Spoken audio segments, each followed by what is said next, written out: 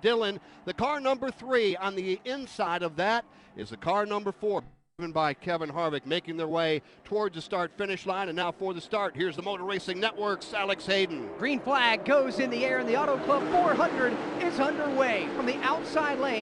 Pole sitter Austin Dillon tries to get a fender out in front of Kevin Harvick. And it will be Austin Dillon leading the field to turn number 1 for the first time, and immediately they fan out 2 and 3 wide throughout the field. Here comes Kevin Harvick to the bottom of the racetrack, gets a good run and leads to the back straightaway for the first time. Still 2 by 2 as they come up the back stretch and headed toward turn 3. Harvick. That's exactly how the to the outside is Denny Hamlin, a 3-car fight for the top spot. They're 3 wide, right behind the 3 wide battle for the lead as they come off turn number 4 to complete lap.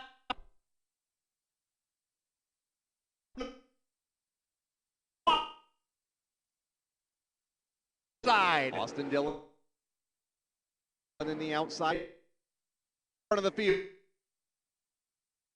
The second spot from Austin Dillon. Now Harvick will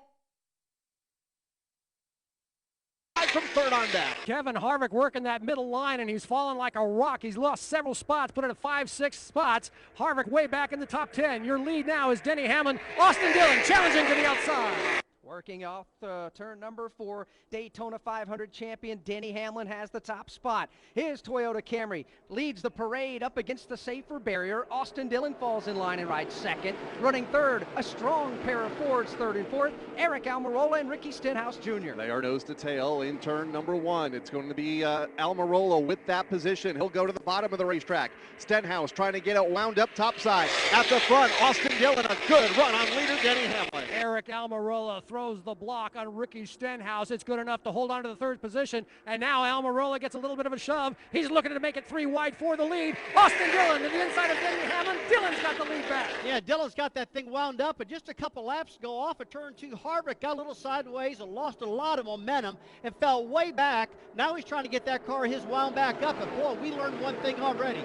Momentum is everything, and boy, you better stay tucked in behind somebody if you want to get a good run on them. Back to the battle for the lead over in turn number 2. Great racing at the front of the field in the early laps here at the Auto Club Speedway. It is Eric Almirola at the front of the field. Austin Dillon tucks in the line in second. So Almirola has cleared Austin Dillon. Dillon trying to hang on to that second spot. A serious challenge now from Ricky Stenhouse Jr. to the outside. Stenhouse gets a hood out in front. Dillon sticking very well at the bottom of turns 3 and 4. Roush Fenway trying to make a statement as Ricky Stenhouse Jr. lets it fly on the outside lane. He gets alongside Austin Dillon, riding for position number 2. It's up front. Almirola leads by 4 car lengths. Still double wide from second on back. They remain side by side into turn number 1. Ricky Stenhouse Jr. in the outside lane. Austin Dillon to the bottom. Denny Hamlin thinking about making it 3 wide for the second spot. He will. Hamlin in the middle to the outside of Ricky Stenhouse Jr. It's almost like the 5 wide formation we saw in pre-race. Here comes Kyle Busch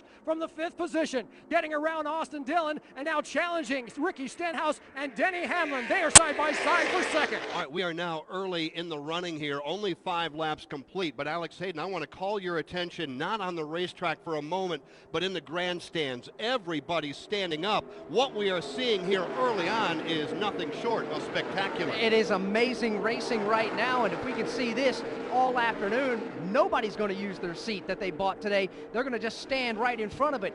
Great racing here at Auto Club Speedway. 5 laps in, Eric Almirola leads, but Dan, there's a heck of a battle for second. There is, as Almirola has checked out. His lead about 8 car lengths in front of Denny Hamlin. Right on his rear bumper is Kyle Busch. Ricky Stenhouse Jr. now in 4th. Kyle Busch breaks ranks. He fans out. He's in chase of his teammate Denny Hamlin. The 2 drivers that started up front, Austin Dillon and Kevin Harvick, like Rusty Wallace pointed out, have faded just a bit. Austin Dillon back to 5th. Kevin Harvick right now running in the 7th position.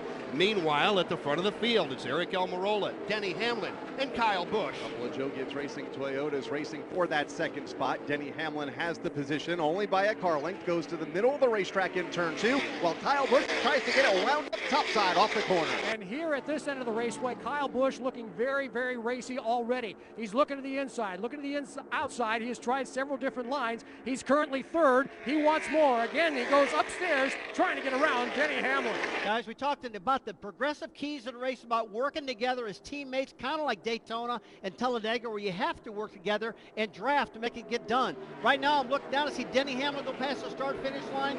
His teammate Kyle Busch right behind him. They're locked in tight. I'm interested to see if they can stay like that and work together and get those two Toyotas up to the front. Even though the draft is paramount from what we've seen all weekend in practice, and obviously what we're seeing right now in the race in these opening 7 laps, you still have to be able to have handling in your race car, because you got to get through these turns. So handling's going to come into play with all these different lines. Yeah, we talk about how many laps will the tires hold on. I mean, right now we're lap 8 right now. The cars are starting to separate a little bit, but remember, this is a high tire wear racetrack, which the drivers really love. It makes great racing here, but it also puts a big importance on how long you stay out on tires before you pit.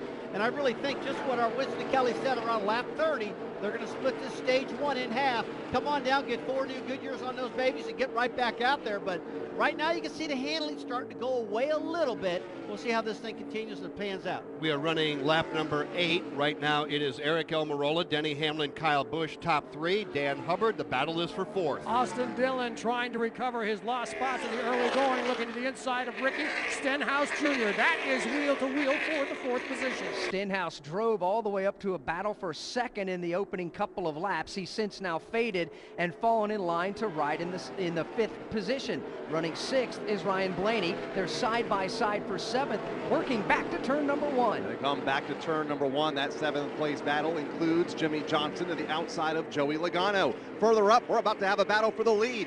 Denny Hamlin has caught race leader Eric Almirola, less than a car length between them. Less than a car length all the way up the back straightaway as the top 2 hug the wall, headed for turn 3. Hamlin takes a brief peek down to the inside, now more than a peek, as Almirola will work that middle groove. Kyle Busch, a great seat from the 3rd position. Here they come now, working back off turn number 4, side by side for the race lead once again. Denny Hamlin will take the Toyota all the way down to the apron. The Ford of Eric Almirola right up against the outside safer barrier, locked together for the lead here at Auto Club. Side by side into turn number 1. Eric Almirola top side, Denny Hamlin to the bottom, Kyle Busch in 3rd, about 6 car lengths back with the best seat in the house.